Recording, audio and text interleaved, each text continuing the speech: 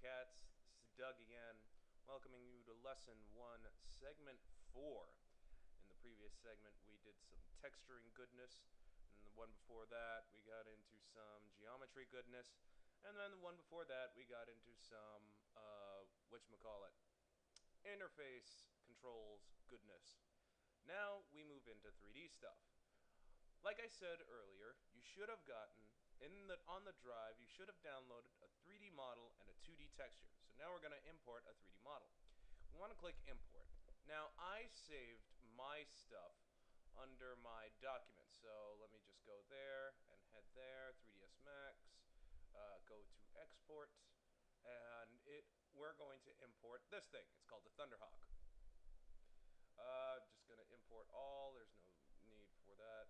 Thunderhawk, don't worry about that. That's just the light mapping issue. That's a light mapping issue. It has no relevance to what's going on right now. Trust me on that one. And if we double click on our static mesh Thunderhawk, that is what we got. Look at this beautiful thing. I can't believe this is an aircraft. This is actually for a project that I'm working on. I decided to give it to you guys because, yeah, why not? But I don't like this collision. I'll show you what I mean right now when we play it. I'm just going to import this in, and I'm going to scale it down. Trust me. Scale issue. It's up to scale for the project that we're working on, but not here. So I'm going to scale it down under the scale portion in the transform tab to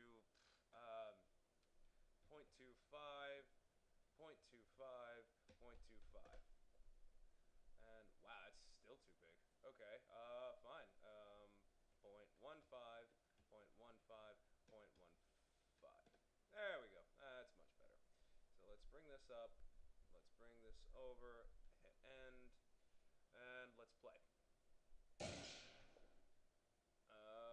Yeah, as you can see, we have the collision issue of doom. So I'm just going to hit escape. Put the volume down, because that is way too loud. And then just double click into my Thunderhawk.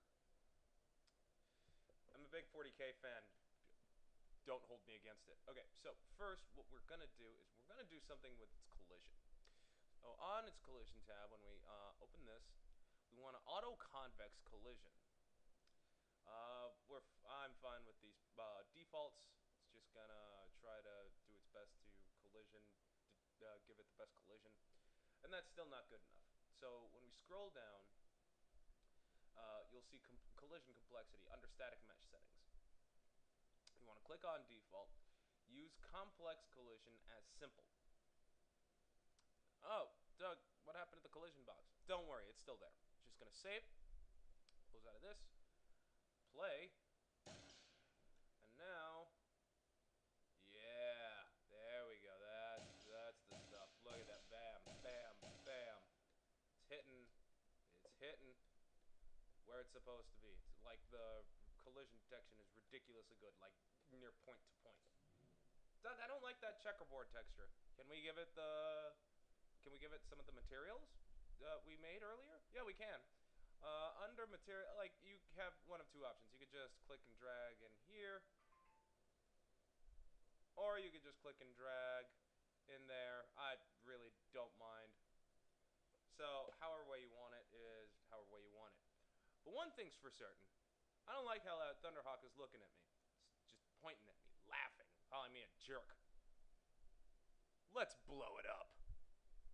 To do that, we're going to right click on our static mesh. We're going to create destructible mesh. Here is our Thunderhawk in all of its beauty. Under damage threshold, I'm going to pump it up to like 1200. Damage spread 1000. Enable impact damage. And I'm going to put like for impact damage 0.25. Default impact damage 1. Custom impact resistance, sure, why not? And the rest of this stuff is fine. So then we hit fracture mesh. And if we want to see how much of an amount, we just do that. So we save. And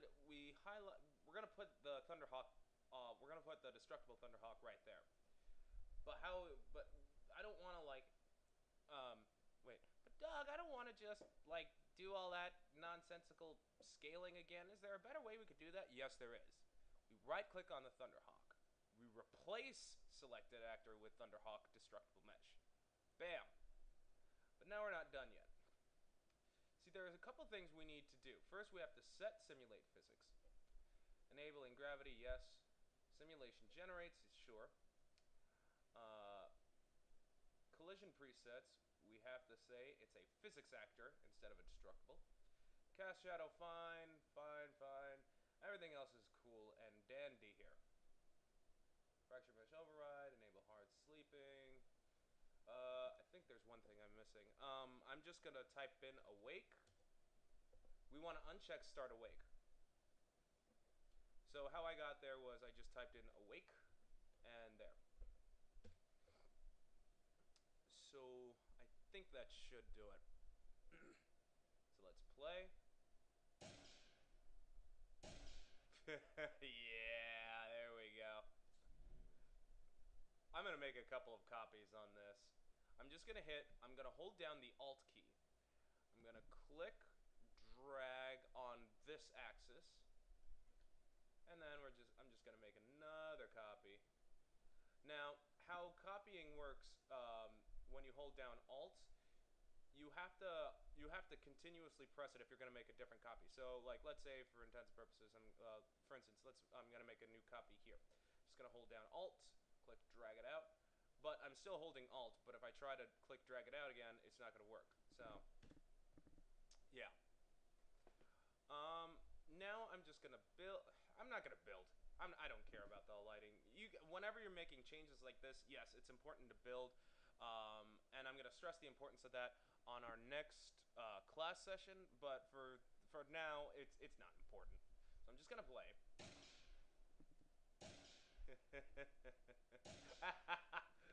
Okay.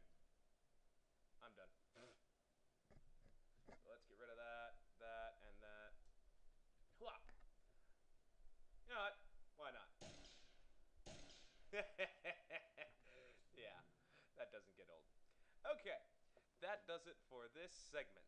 On our next segment, we're going to tackle lights. I will see you crazy cats in a bit.